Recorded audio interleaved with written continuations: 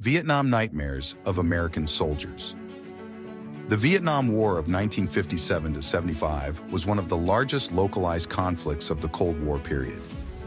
Under the 1954 Geneva Accords, which ended the Indochina War, Vietnam was divided along the 17th parallel into northern and southern parts. On July 16, 1955, South Vietnamese Prime Minister Ngo Dinh Diem announced that he would not abide by the Geneva Accords, and an anti-communist state would be established in South Vietnam. In 1957, the first units of the anti-Diem underground appeared in South Vietnam and began a guerrilla war against the government. In 1959, the North Vietnamese communists and their allies declared their support for the South Vietnamese guerrillas. And in December 1960, all underground groups united to form the National Front for the Liberation of South Vietnam, NFLSV, which was more commonly referred to as the Viet Cong in Western countries. The weapons used by South Vietnamese guerrillas varied widely. It had to be obtained in battles through the introduction of secret agents into the enemy camp, as well as through supplies from communist countries through Laos and Cambodia. As a result, the Viet Cong was armed with a variety of both Western and Soviet weapons. Echoes of a previous war.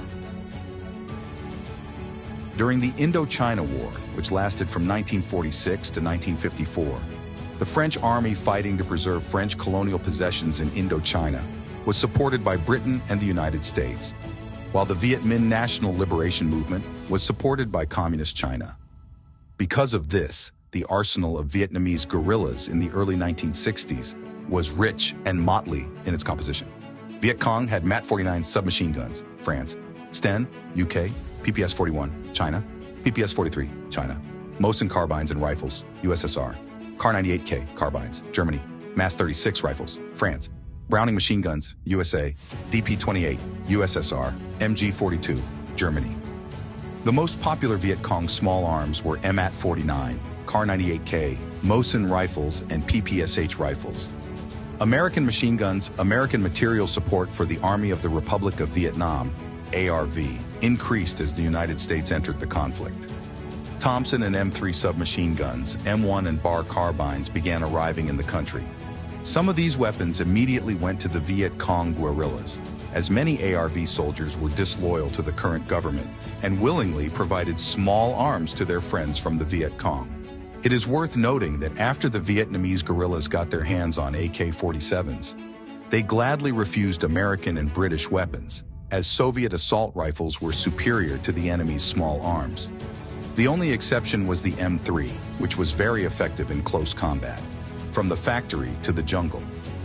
With the introduction of the new American M16 rifle to the ARV in 1967–68, it also appeared in the Viet Cong's armament.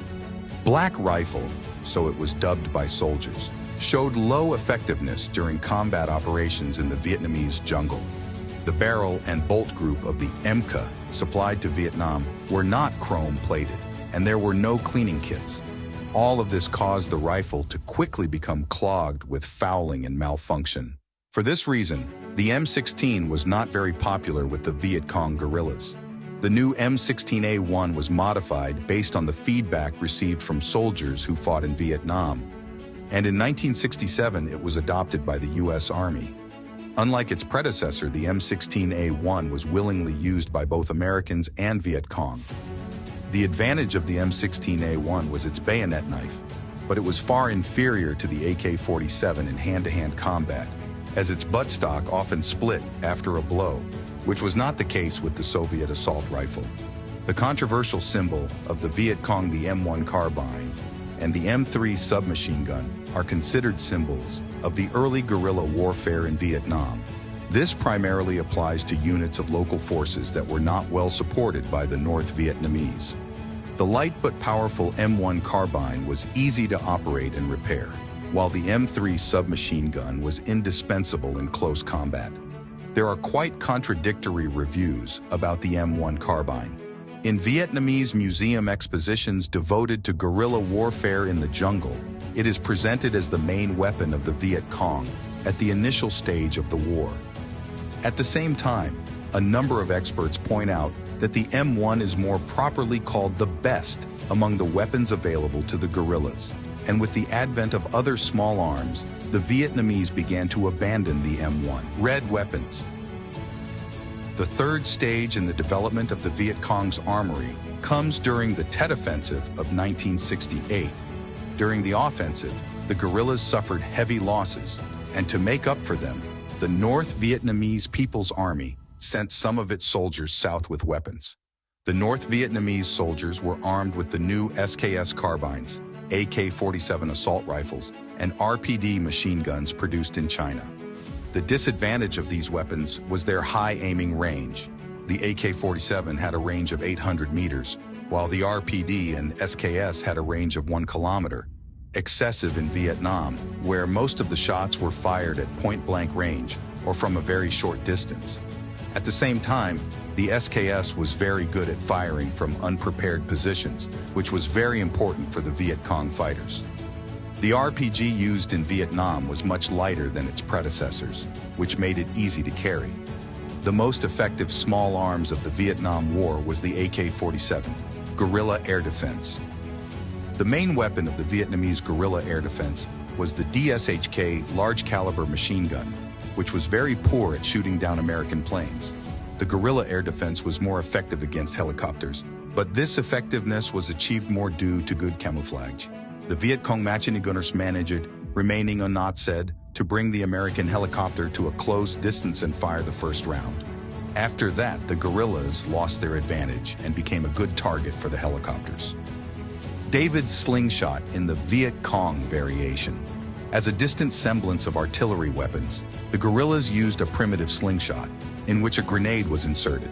The grenade's tip was tied to a stable surface and broke off during launching. Such artillery had very low accuracy, but at the same time, the explosion of a grenade fired from the slingshot was almost always a surprise to American soldiers, who, calculating the distance between themselves and the enemy, did not expect it to come from a long distance. The creation of the slingshot was most likely dictated by the fact that the stunted and physically weak, compared to American infantrymen, Vietnamese who were far inferior to the enemy in the range of throwing grenades, a terrifying piece of metal.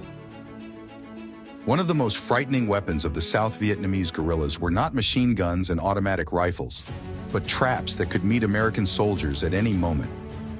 These were mostly sharp spikes in a hole covered with branches and leaves, as well as metal cubes scattered across the fields with pointed rebar pointing inward. If a soldier's foot hit a cube, he would receive a laceration, and if he fell into a pit with spikes, he was likely to die. A bloody encounter with uninvited guests.